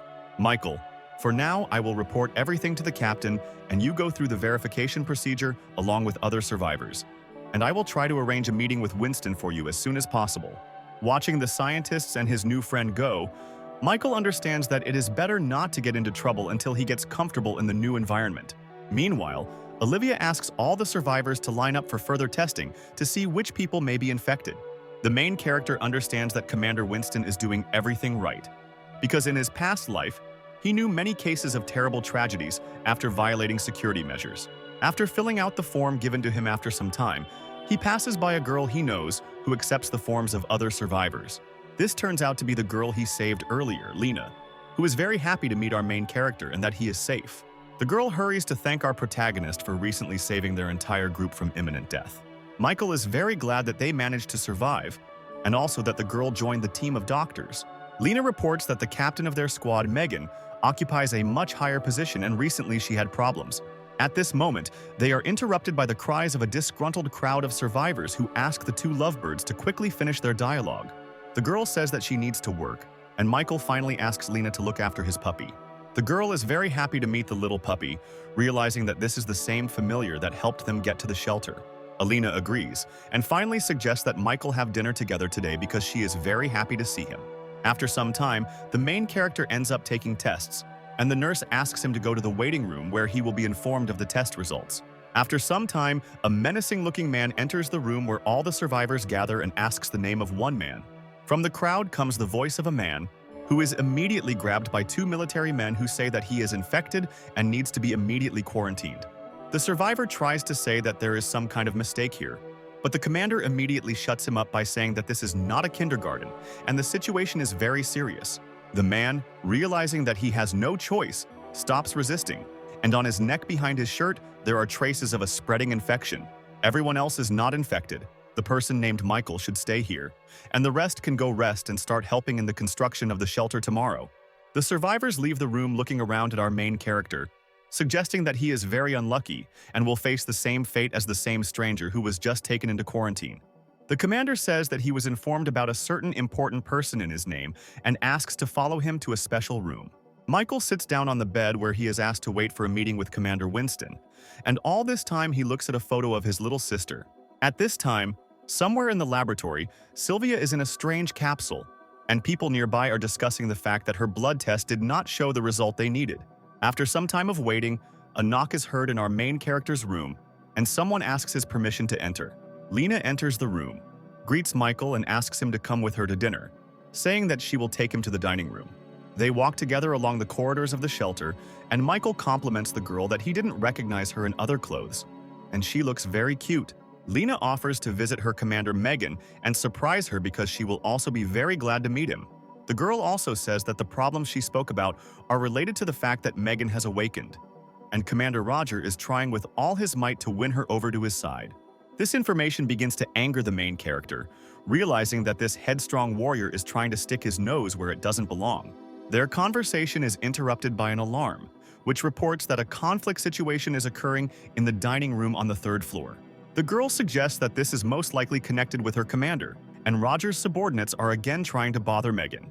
At this very time, the mustachioed man tells Megan that Roger greatly appreciates her abilities, and once again asks her to come over to their side. The girl says that she will not give up her principles for any money and valuables that they offer her because Roger's politics are disgusting to her. Megan is about to leave, but she is stopped by two men whom Michael saved with her and block her path. One of them says that they don't want to work for Old Man Winston all their lives, and since she is a very capable girl, they don't just remind her that she needs to choose the right side. Megan begins to lose her temper and her body begins to emit a huge amount of energy, and her eyes begin to glow red. Everything around begins to tremble, and the man notices that the telekinesis that the girl possesses is incredible, and now he understands why the captain needs her so much. After which he says that not only she awakened powers in herself, and they both have F-rank abilities, the element of fire and metal transformation. The man throws a ball of flame at the girl and says that today she will go with them no matter the cost. Michael, who appeared at this very second, manages to repel the attack with his bare hands, reflecting the flying fireball. Everyone present understands that standing in front of them is the same guy who single-handedly managed to save them a few days ago. At the same moment, the mustachioed man behind them asks where this kid came from and why he dares to interfere with their conversation. The awakened man with the power of fire asks his commander not to worry, because now he will teach this young boy a good lesson. Preparing to be reflected in such two awakened people, Michael thinks about whether it is possible to use absorption on people. But at the last moment he stops, realizing that this could lead to their death and attract unnecessary attention. Already familiar with a large number of skills awakened from a past life, he understands that half of his strength will be enough against metal transformation. After he dealt with one of the awakened ones with one blow, he asks his friend why exactly they went over to Roger's side. Having not received a constructive answer to his question, but only listening to requests for mercy, he knocks out the second attacker with one blow. Megan, standing behind him, is surprised how the guy managed to defeat two awakened ones in just 2 hits. Moving towards the mustachioed man, he tries to intimidate Michael by telling him not to come near him because he directly reports to Roger. Without listening to his hysterical screams, the main character grabs him by the head and lifts him up at arm's length, forcing him into silence. Megan is trying to stop the main character, the piglet, from letting the mustachioed man go, because if he dies, they will both have big problems. At this very second, armed infantrymen are climbing the stairs to the 3rd floor, asking everyone to immediately calm down. Soldiers surround Megan and our protagonist, and their commander orders the rioters to surrender immediately. Michael is already beginning to accumulate energy in his hand and is about to fight back the military, asking if they are too thin in the gut to raise a hand against him. How dare you threaten us? We are the law here. If you don't follow the instructions of the authorities, we took you out of the shelter. Megan manages to stop the main character, asking him to calm down. Otherwise they, together with Commander Winston, will suffer greatly. Our heroes are handcuffed and taken to another room, while the mustachioed man continues to behave defiantly, looking down on them. Megan, I have a request. As soon as you are free, find out about a girl named Sylvia. This is my sister, whom I lost because of Commander Roger, and now I don't know where she is, so if you can, try to find out. While our heroes are being taken to another place, a crowd of ordinary survivors are discussing the battle of the Awakened Ones, not understanding how one guy could defeat 2 of Roger's subordinates. Standing nearby, Lena and Goldie are worried about our main character, hoping that everything will be fine with them. Moving along the corridors, the mustachioed man stops next to the punishment cell, saying that the girl should be taken to the commander and the guy should be left here. Michael completely obeys the orders of his willful commanders, fearing for Megan's safety, and is sent deeper into the punishment cell. Once at the bottom, he sees in front of him a huge number of muscular men, creating a terrifying appearance. The mustachioed man orders everyone to make this arrogant boy understand why you can't go against him. And even if he dies here, no one will remember him. Michael easily breaks the handcuffs, realizing that Megan is no longer here and he doesn't have to hold back. With incredible ease, with the help of ordinary blows, he deals with a dozen trained fighters. You understand that the situation is not going well. The mustachioed captain, fearing for his safety, once again tries to threaten the main character and asks him not to come too close.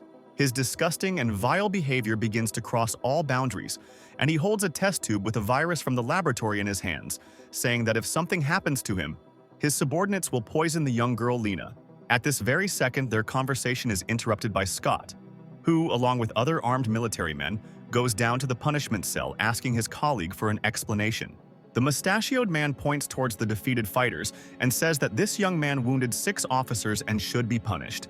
Scott grabs the man's hand, asking what the test tube with the virus is doing in his hands and where he got it. He orders the man to be immediately delivered to Captain Winston, saying that now no one will save him. A cruel punishment awaits him. Michael thanks Scott for saving him and wants to ask him something, but he interrupts him by saying that first they need to leave this room that smells of blood. After some time, they both go up the elevator, and when Michael asks where they are going, they answer that he will soon find out about everything himself. Rising to the top floor and opening the door, Michael sees Commander Winston in front of him, who greets him and asks him to sit down in an empty seat. The main character is very surprised by the long-awaited meeting with the commander, because in a past life he saw only his statue, and now he can talk to him as an ordinary person.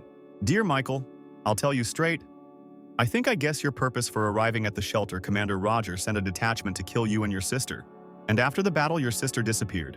The main character is quite taken aback by Old Man Winston's awareness and asks how he knew about it. And after a few seconds he adds to his answer that since he knows about the reasons for his appearance here, he must guess that his main goal is to take revenge. When the apocalypse began, Roger and I were military men, but he only cared about power and wealth, not other people. I know about all his plans and that he wants to seize the shelter. Listening to Commander Winston's speech, Michael decides to directly ask if he is ready for an open confrontation with Roger. Exactly. But we are not in a good position and we need your help because I know that you are incredibly strong. Commander Winston says that Roger controls about half of the entire army and secretly recruits awakened warriors into his ranks. Judging by my data, he already has about 100 awakened ones and we only have 20 and our strengths vary too much. Michael says that they still have a chance because Dr. Bruce's laboratory is under their control. Commander Winston says that Roger is interested in parts of the shelter that are developing various weapons. The main character explains that most likely the commander should have reported that ordinary people can also become awakened. Winston says that he received such information and still cannot believe that this is possible. Michael dispels his doubts by adding to his answer that people can get the source weapons. Inside the bodies of zombies there is a special material called genetic nuclei, and with their help you can get very powerful weapons. Commander Winston immediately jumps up from his seat, slamming his hands on the table, saying that the young man is simply lying to him now and cannot believe it. The main character perfectly understands the commander, as well as his mistrust, and asks to use a pen and a piece of paper. Michael describes on paper some instructions and hands the sheet to the commander, saying that the basic ideas for creating source weapons are described here. He also says that if this information falls into the hands of Professor Bruce, he will be absolutely delighted. Winston understands that in front of him is a difficult young man who was a university student after all. Not even a week had passed since the apocalypse, and he knows so much. The main character is very glad that the old man does not ask him how he knows all this information and allows him to keep the secret. After which he hands the captain a photograph of his sister, saying that, according to his assumption, Roger is connected with her abduction and asks to check it. After looking at the photo, Winston says that, apparently, everything is not so simple with his sister and hands him a tablet with video footage from CCTV cameras. At first I also suspected Commander Roger, but after a while I realized that this was not his doing. The commander assumes that his sister was kidnapped by an unknown organization, and Michael realizes that in his past life there were no other shelters or any secret organizations. The main character remembers that while he was unconscious, he did not feel someone else's presence, but who in this case was this woman and why did she need to kidnap Sylvia? I notice the main character's concern. Winston tries to cheer him up by saying that everything will be fine with his sister. I won't necessarily help her. I swear that for the rest of my life I will help you in any endeavor and will definitely find your missing sister. Honestly, Michael, I had a plan to defeat Roger even without the genetic weapon, and I want you to take a look at it. Commander Winston hands the main character a small black box, inside of which there is a black cube. By waving two fingers, the cube begins to turn into incomprehensible clots of energy and cover the old man's hand. A few moments later, his body, and in particular his left arm, is enveloped in a black substance that resembles armor. In the history of mankind, countless myths and legends have created many rumors about those who are commonly called gods who created this world. Evidence left behind such as these relics is proof of the existence of a higher power, and they have mysterious powers. After people reached the peak of their development, they learned about hidden places on this planet called ancient ruins. The small cube that I have with me is a relic of the ancient civilization, the armor of the heavenly god. Michael is very surprised that myths and legends are not fiction, and decides to ask if Winston knows where the ancient ruins are. The commander replies that he was appointed to his position more than 40 years ago, and his main motive is to protect this secret. He says that he only has one relic at his disposal, but with their current technology it is difficult to mine them without resolving the ancient ruins. Michael remembers that in his past life, the commander had to get to the second floor of the ancient ruins to defeat Roger. Young man, I hope that you can help increase the rate of mining of the ruins and speed up the opening of the second floor. And as a reward you can choose any relic available there. The main character thanks the old man for his help, clarifying that he needs help in finding his sister. Winston gives his consent and also wants to discuss ideas and directions in the construction of a shelter. I hope for the help of our protagonist. Having finished the negotiations, Michael leaves the commander's office, and Scott is waiting for him at the exit, asking how it all went. On the way to the living quarters, he says that the meeting went well and in the future everything will only get better. Commander Winston spent the whole night in his office, pondering the information received from Michael and solving organizational issues. Already in the morning, he decides to contact Professor Bruce to convey to him the information he has received about a powerful weapon. While the professor explains that he is busy with research, which was prompted by a young man he recently met, Winston says that he also received some information from him. They are both surprised that one young guy had such a strong influence on the course of their common confrontation in the fight against the apocalypse. Bruce says that he never could have thought that two old men who are almost 200 years old would be helped by some young guy and forced to move forward. Winston suggests that Michael's appearance in their hideout is not just a coincidence, and that perhaps he will be a new hope for them. Our main character is met by Megan and Lena, who are happy to see him and that he is fine. Megan says that after she was captured, Commander Winston immediately sent several people after her who managed to save her. After which our heroes understand that the situation is gradually getting better, they go to the dining room to have a little snack. Meanwhile, Commander Roger is beside himself with rage, realizing that Michael, whom he sent to kill his people, has come to the shelter. In a fit of rage, he orders to continue recruiting the Awakened and intensify the training of their special unit. Assuming that Commander Winston is trying to strengthen his position, he is in no way going to give in to him. In the evening of the same day, two sentries located on the walls of the shelter replace each other at the observation post. While one of the military men is looking at the surroundings with binoculars, the second one reassures him by saying that there has been no danger for several weeks, and there is nothing to worry about. Suddenly, the man notices a huge crowd of zombies moving straight towards them, and the alarm is raised throughout the entire shelter. All people are informed that a large group of infected people has appeared 15 kilometers from them and is moving towards their base. And, according to rough estimates, there are more than 10,000 individuals there. This cannot be. Our base is still under construction and we are completely unable to cope with so many enemies. Winston immediately contacts Commander Roger, who says that he is aware of the situation and if they do nothing, the walls will be destroyed. He also says that his awakened squad is the only one who is able to repel so many infected, and he has one condition. Roger asks in return that Winston transfer all his military powers to him and resign.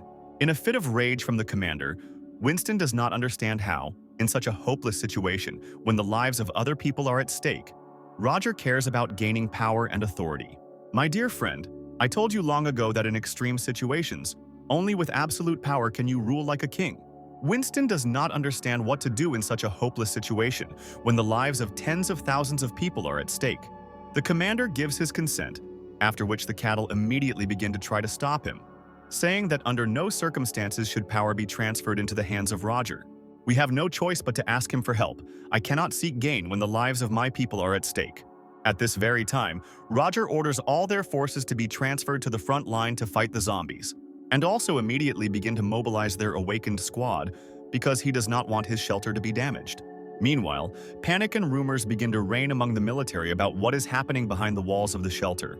Commander Winston comes down to the people, asks for silence, and reports that a huge horde of infected is moving towards them.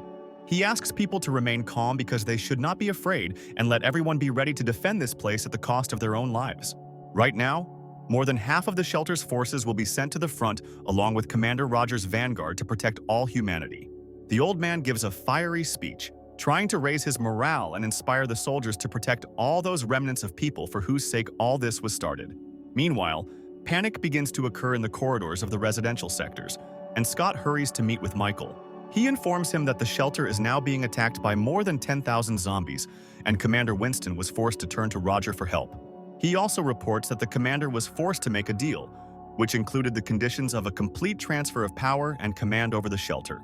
Michael cannot believe this, saying that this cannot be done and asks to tell him where the commander is now. Scott says that Winston has already gone to the front line and he also needs to hurry, after which he gives the main character a map showing the escape routes. Finally, he asks not to worry about Megan and Lena and promises to take care of them. The protagonist understands that the wave of zombies moving towards them should have appeared only a month later, as was the case in his previous life, but everything is going much better. Meanwhile, the military, using helicopters, observes a huge cluster of mutants moving towards the shelter. Using military equipment located around the perimeter, as well as bombs, they try to stop the moving horde. Unfortunately, this turns out to be not enough, and although they manage to thin out the ranks of mutants, the main forces of zombies are moving towards the shelter. I begin to transfer military equipment towards the base. A detachment of awakened people of Commander Roger arrives at the front line. The man at the head of their squad declares that after much training they are finally ready to fight in real life. Awakened people can easily fight back against ordinary low-ranking zombies. This picture instills confidence and optimism in ordinary military personnel, who hope that the power of superhumans will help them cope with this threat. Among the awakened, morale begins to rise, and they are confident in their abilities, saying that dealing with mutants is as easy as crushing ants. At the same second, one of the warriors of the detachment is trying to warn his friend of the danger approaching him. Without having time to react, his body is cut into two parts in an instant by a very powerful and dangerous enemy. Behind him is a mutated awakened zombie with truly incredible strength. The squad commander says that they have about 200 people, which is enough to cope with ordinary zombies, but the awakened ones outnumber them, and at this rate they will lose. At this time, on the walls of the shelter, commanders watch the battle unfold. Commander Roger is informed that 50 people from his squad have already died, and he orders them to immediately retreat. Old Man Winston, we cannot afford to sacrifice the awakened for nothing and must give them the opportunity to regroup. The two captains are also informed that due to the sudden attack, the amount of military supplies is running out very quickly, and there is still about half of the available weapons left. Commander Winston orders the creation of a team and the restoration of mines in front of the shelter, as well as the order to take civilians to a bomb shelter if something happens. He distributes the assignment among his subordinates, ordering them to manage their defense points and not allow the slightest mistake. Looking at this, Roger understands that even in an emergency, his colleague is able to issue tasks in an organized manner, and he truly deserves respect. After half an hour of preparatory work, a wave of zombies reaches the last line of defense, which contains mortar guns and traps on the way to the shelter. Roger says that his power is not enough for them to fight for a long time, and they have no choice but to admit defeat. He asks you to stop showing off and follow him, because if he and the other awakened ones unite, they will still be able to fight back. There is nothing we can do about this situation, and if we continue like this, we will all end up finished off. Scott, realizing that the situation is becoming hopeless, wants to take Commander Winston to a bomb shelter because it is becoming too dangerous on the front line. Unexpectedly for everyone present, one advanced zombie manages to get close to the very walls of the shelter. He rushes to attack Commander Winston, and everyone present does not even have time to react to save their captain. The old man is called out by someone's voice asking if all the fun is over, and then in an instant he cuts the mutant into pieces. In front of our heroes stands Michael, armed with several katanas, who asks for forgiveness for his lateness as he spent too long looking for the armory. The old man is surprised by the appearance of the main character, and he, in turn, asks the commander to be a little more trusting and not doubt that he will leave them. Michael asks everyone to remain calm, promising that nothing will happen to the shelter and that he himself will be able to deal with this entire crowd of infected. The protagonist jumps from the walls of the shelter and, in flight, his faithful familiar Goldie transforms into a colossal beast, taking on his true form. At this time, all the people present on the walls are surprised by the behavior of the young man, considering him a complete madman who just jumped off the high walls and is now just going to die. A powerful and colossal column of fire flares up in front of their faces, the air soaring up in front of their faces. They look up and see Michael riding Goldie, not understanding where this lion-like creature came from right under their noses.